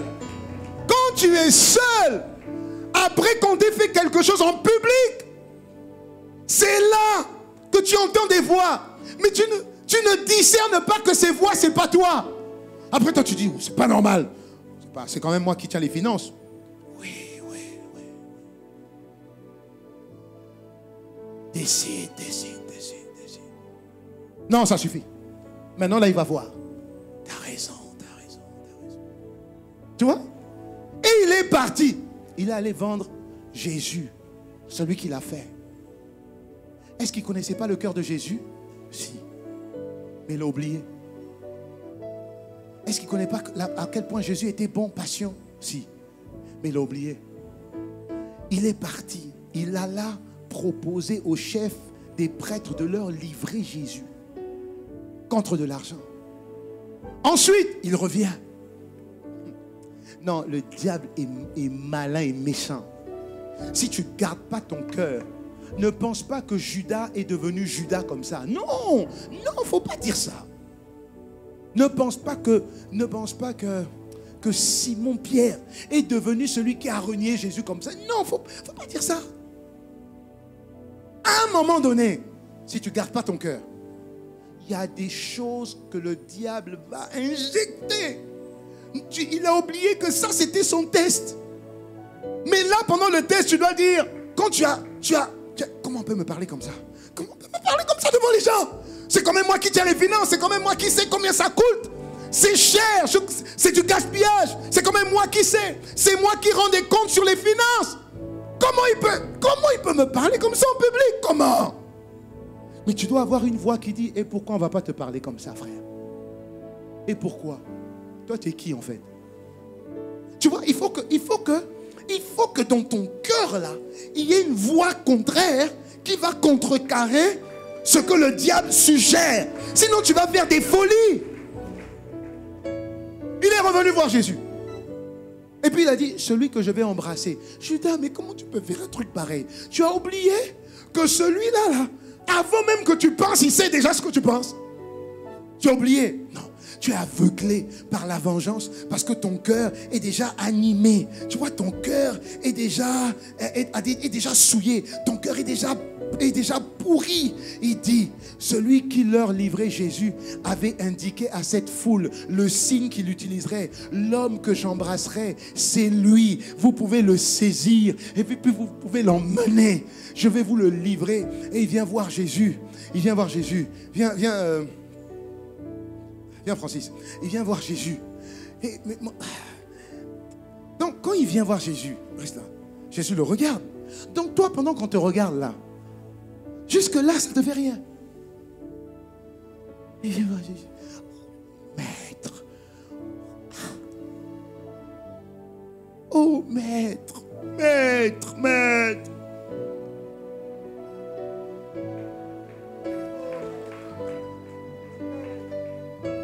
Et Dieu et Jésus qui lui dit, ce que tu dois faire, fais-le. Ce que tu dois faire, fais-le. Après, Jésus s'en va. Après, Judas s'en va. Bon, regarde maintenant ce qui se passe. Bizarrement, c'est comme si, quand tu as commis et que tu as échoué au test, qu'est-ce que le diable fait? Le diable maintenant fait, enlève. Et puis il dit, hé! Mais j'ai fait quoi? J'ai fait quoi? J'ai fait quoi? C'est comme ça que le diable utilise les gens pour les faire échouer à l'épreuve de l'augmentation de leur autorité en Christ. Vous comprenez? Jésus était une autorité. Judas n'a pas fait pourtant ce qu'il avait appris de David. Il dit, jamais je toucherai loin de Dieu. Jamais je toucherai loin de Dieu. Il n'a pas fait ça. Ça veut dire que dans son cœur, il y avait déjà des failles. Dans son cœur, il y avait déjà une attitude de, oh, je connais déjà cette parole-là. Ah, c'est toujours les mêmes choses. Ah, on finit quand? On finit à quelle heure? Quand tu réagis comme ça, c'est que ton cœur est déjà piqué. La vie est faite de tests, d'épreuves, d'élévation, de progression ou de dégringolade, si on peut dire ça comme ça. J'ai 3 questions à vous poser et je finirai avec ces questions. Première question. Est-ce que je peux vous les poser? Je peux? Première question. Lorsque tu es offensé, vas-tu prier pour demander pardon à Dieu parce que tu sais que l'amour demande pardon? Vous savez que l'amour demande pardon? Vous savez que l'amour demande pardon? Ok. Donc, je dis bien, lorsque tu es offensé, vas-tu prier pour demander pardon? Seigneur, pardonne à ceux qui m'ont offensé. Est-ce que tu vas prier pour eux quand tu es offensé? Est-ce que tu vas prier pour ceux qui t'offensent? C'est prier Dieu. Parce que sinon tu ne peux pas. Tu dois prier Dieu. Seigneur, ce que Yvan m'a fait a brisé mon cœur. Je n'arrive même plus à le regarder. Oh Seigneur, aie compassion de moi. Et Seigneur, aie compassion d'Yvan. Étends ta main sur lui, fais-lui du bien. Enlève cette racine qu'il utilise peut-être sans le savoir pour blesser les gens parce que j'ai été victime de ça. Seigneur, tu as dit que ce n'est pas Yvan le problème. Nous n'avons pas à combattre contre Yvan, mais contre les dominations qui agissent derrière lui. Yvan n'est pas mon ennemi. Ce sont les esprits derrière qui agissent. Et ce sont les esprits derrière qui sont mes ennemis. Seigneur, donne-moi la force de me relever. Et Seigneur, étends ta main sur Yvan. Est-ce que tu le fais? Je ne te dis pas de répondre. Tu vas répondre à toi-même. Lorsque tu es offensé, vas-tu prier pour demander pardon à Dieu? Car l'amour qui prie demande toujours pardon. Première question. Deuxième question. Lorsque tu offenses, maintenant toi, tu offenses les autres, vas-tu demander pardon aux gens que tu as offensés? Est-ce que Judas peut partir voir Jésus pour dire, Maître, pardonne-moi. Pardonne-moi, Maître. Parce qu'en réalité, on offense les gens. Même sans le savoir, on offense les gens. Tu sais que tu l'as offensé. Est-ce que tu vas demander pardon? Tu sais que tu as offensé quelqu'un qui est en dessous de toi. Est-ce que tu vas lui demander pardon? Il y aura toujours une voix qui va dire, demande pas pardon. C'est une faiblesse, faiblesse, faiblesse. Faiblesse, faiblesse, faiblesse. Demande pas pardon. Ou bien, fais tes excuses. C'est un piège, les excuses. Ce n'est pas le pardon, les excuses. Ou bien, dis désolé. Frère, désolé, hein? Puis tu continues. Ou bien, va plus loin. Désolé, c'est trop. Beaucoup de syllabes. Désolé. Dis sorry. S-O-R-2-R-I. Sorry. Plus c'est court, plus c'est rapide, mieux c'est. Bon débarras. Non. Demandez pardon. J'ai offensé. Est-ce que tu demandes pardon? Si tu demandes pardon, Dieu enlève la faute. Si tu demandes des excuses, Dieu n'enlève pas la faute. Parce que dans la Bible, il n'y a pas d'excuses. C'est pardonne-moi comme je pardonne, même à ceux qui m'ont fait du mal. Est-ce que tu demandes pardon quand on t'a fait du mal ou quand tu as fait du mal? Je me parle à moi-même. Ce sont les 3 questions que je me pose ici. Troisième question. Et lorsque tu seras faussement accusé, est-ce que tu vas te justifier ou est-ce que tu vas fermer la bouche? Oh, il a fait ça. Eh, il a fait ça. Eh, il a fait ça. Apôtre de Satan. Oh, il est comme ça. Oh, il est comme ça. Oh, il a dit ça. Oh, il est là-bas. Qu'est-ce que tu fais? Est-ce que tu vas à la télé et puis tu dis, voilà, je voudrais corriger tout ce que l'on dit. Ou et tu laisses Dieu te justifier. Est-ce que tout le monde a saisi les 3 questions? Regardez ce que Dieu dit. Psaume 37, verset 7. La parole de Dieu est magnifique. Psaume 37, verset 7. La Bible dit dans la version de Semeur, demeure en silence devant Dieu et seulement attends-toi à lui. Amen. Attends-toi seulement à lui. Heureux serez-vous quand on dira injustement des choses à votre sujet. C'est un voleur, un bandit, un violeur.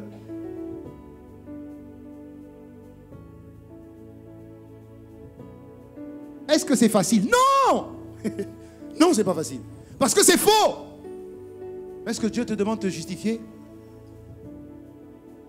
Laisse ton avocat, laisse ton défenseur parler à ta place.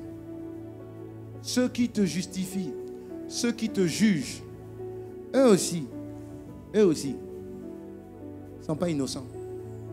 Jésus a dit, c'est vrai que vous avez attrapé cette femme, c'est vrai, en flagrant délit d'adultère, c'est vrai. La loi de Moïse la condamne, c'est vrai. Je ne dis pas le contraire. Maintenant, celui qui n'a jamais péché n'a qu'à commencer à jeter. Allez-y, jetez la pierre. La Bible dit des plus grands. Parce qu'ils avaient beaucoup de dossiers. Jusqu'aux plus jeunes. Tout le monde, à un moment donné, ton cœur se tourne vers toi et dit, mais même toi-même. Parce que le même qui t'a emmené à critiquer, c'est le même qui va t'accuser. Yo, toi. Tu as fait ça. Tu as fait ça. Tu as fait ça. Tu as fait ça. Un jour, je faisais une délivrance d'une jeune fille. Très forte, très forte, très forte, impolie. Les démons parlaient. Elle insultait, tout ça. Puis elle faisait des délivrances. Et puis moi, je suis arrivé. Et puis elle dit, oh, elle dit, oh, regardez-moi vous là. Vous pouvez rien faire, vous avez appelé votre pasteur. Oh, po. Alors, ils étaient tous là comme ça, autour de moi. Ils avaient la tête baissée. Je dis, esprit d'abattement, dehors au nom de Jésus. Après, on a repris la délivrance. Et puis, quand on prenait la délivrance, à un moment donné, parmi nous tous, il dit, je ne sors pas. Et puis, la fille s'est tournée vers quelqu'un. Elle dit, toi aussi, tu me chasses. Tu veux que je dise ce que tu as fait hier? Tu veux que je dise, tu étais où hier? Amen. Les démons sont des accusateurs. Pourquoi? Leur maître est un accusateur. Les enfants de Dieu qui ont décidé de se séparer, de ne pas se compromettre, le diable ne va rien trouver en eux de lui. Jésus a dit, moi je suis en paix. Le diable peut venir. Il ne trouve rien. Donc il n'aura rien où s'accrocher pour commencer à agir sur ta vie. Amen. Il n'aura rien. Jésus l'a dit, chérie. Le diable peut venir, il n'y a rien de lui en moi. Je prie qu'on trouve la même chose sur toi et la même chose sur moi. Est-ce qu'on peut acclamer le Seigneur et se lever? Donne-moi un bon amen. Donne-moi un bon amen.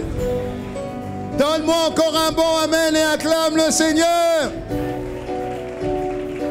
Merci Seigneur Père pour ta grâce, pour ta faveur et pour ta parole. Tu dis une chose et cette chose doit s'accomplir.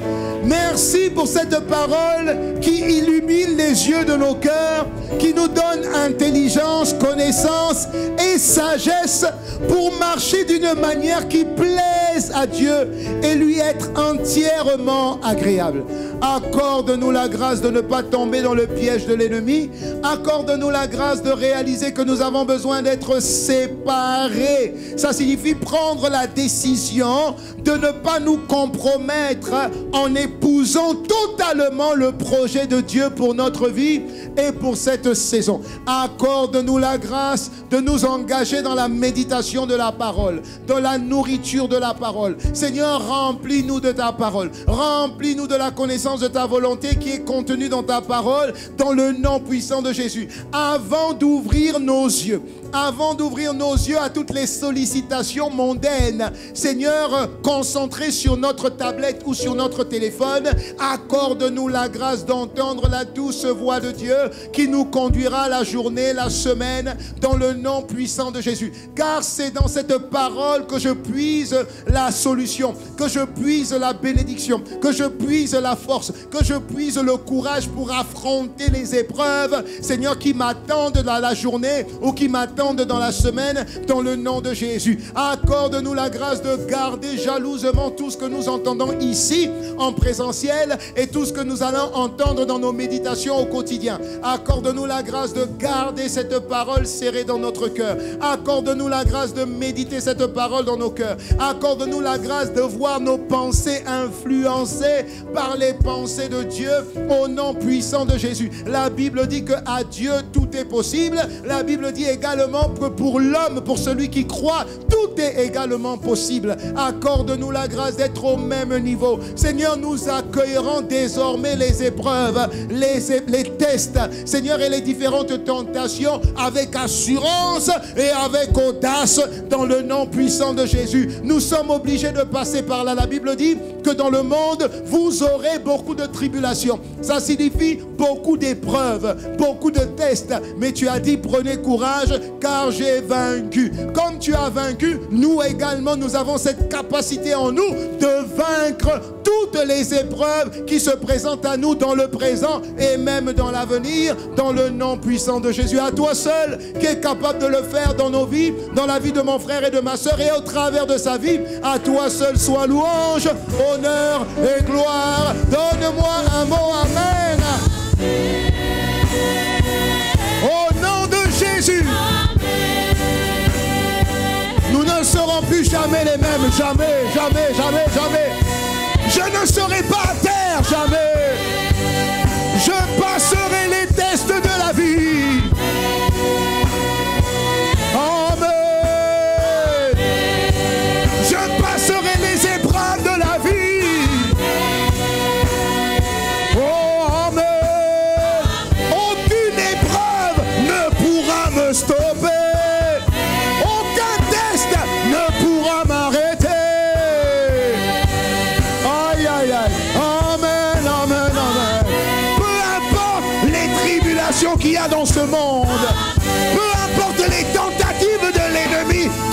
l'injustice dans le monde.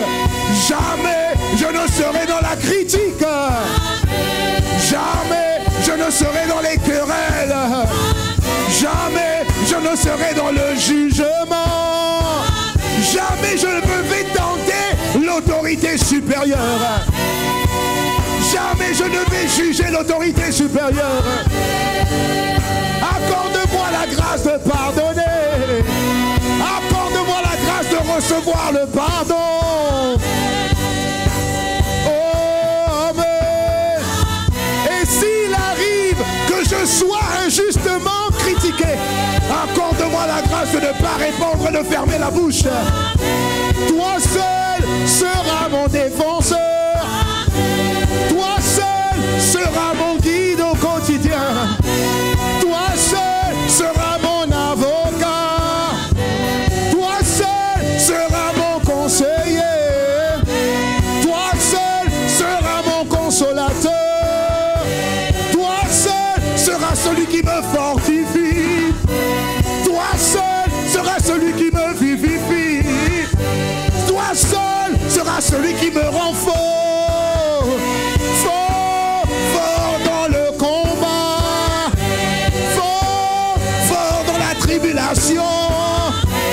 Fort devant l'adversité. Fort devant les tribulations de la vie.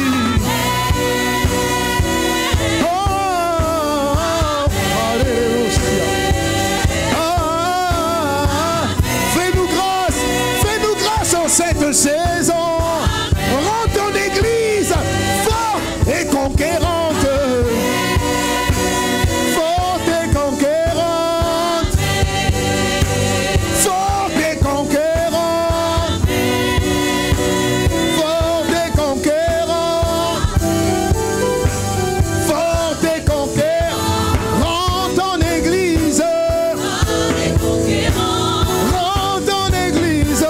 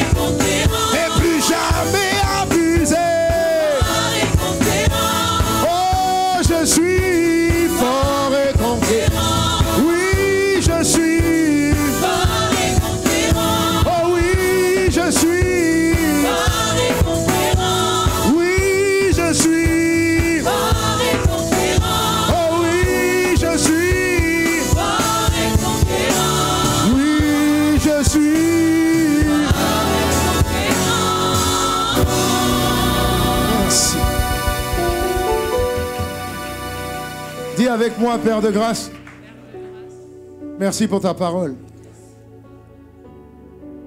Je sais que j'ai reçu quelque chose. Je m'engage à déjà prendre ces 3 décisions. J'ai été séparé. À moi maintenant de me séparer. Je refuse la compromission. Il n'y a pas de gagnant-gagnant avec les habitudes du monde. Je décide de sortir de toute forme d'habitude du monde. Je vois les tests venir m'éprouver et je réussis à ces tests par la force du Saint-Esprit. Je me nourris de la parole.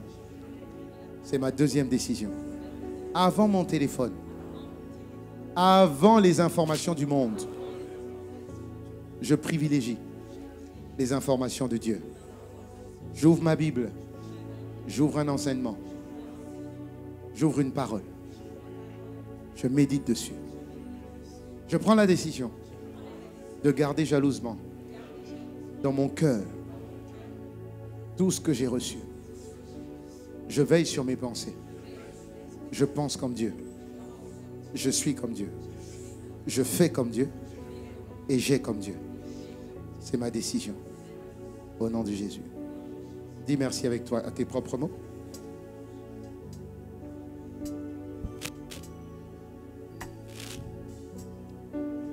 Avant qu'on puisse clôturer, nous sommes déjà à la fin. Je voudrais donner l'opportunité à quelqu'un qui n'a jamais sincèrement accepté Jésus dans son cœur de pouvoir le faire. Pendant que tout le monde est focalisé sur sa propre vie et ne regarde qu'à sa propre vie, je lance cette invitation à une personne aujourd'hui, à 2, à 3, à 4, à une dizaine de personnes, une centaine de personnes. Jésus veut rentrer dans ta vie, mais il a besoin de ton autorisation. Jésus veut marcher avec toi et il a besoin de ton autorisation. Donc si tu n'as jamais accepté Jésus, ou si tu veux revenir à Jésus, parce que tu l'as fait il y a longtemps, mais tu sais que ta vie ne témoigne pas la vie d'une personne qui lui appartient. Si tu veux revenir à Jésus ou tu veux accepter Jésus dans ta vie, mets simplement ta main droite dans ton cœur, sur ton cœur, là où tu es. Mets ta main droite sur ton cœur. Ensuite, tu lèves ta main gauche et tu vas répéter après moi et l'Église répétera également. Je parle à celui qui veut accepter Jésus, qui décide d'être différent. Ce n'est pas par ta propre force, mais Dieu ne peut pas t'emmener à être saint et pur, agréable à ses yeux, sans ton autorisation. Donc si tu veux lui donner l'opportunité qu'il habite en toi, mets ta main droite sur ton cœur, élève ta main gauche et répète après moi et nous allons tous le faire ensemble. Seigneur Père, ensemble. Seigneur Père, me voici devant toi. Je te demande pardon. Je pensais mener ma vie, mais le résultat est loin de ce que j'espérais.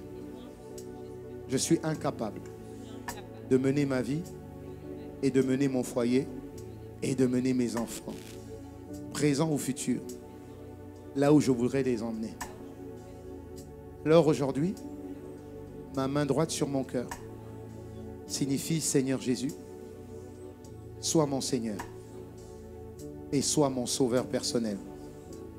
Je t'accepte dans ma vie et je te donne ma main gauche pour que tu prennes en charge ma vie et que toi tu conduises ma vie. Il y a plus que ce que je vis et il y a mieux que ce que je vis. Il y a mieux que ce que j'ai. Alors je te fais confiance. Prends ma vie, que je devienne à toi totalement, que je t'appartienne totalement. Merci. Par cette prière, je deviens un enfant de Dieu et j'ai la famille de Dieu autour de moi. Merci pour cette transformation radicale et immédiate. C'est un acte surnaturel. Merci Seigneur. Au nom de Jésus. Amen.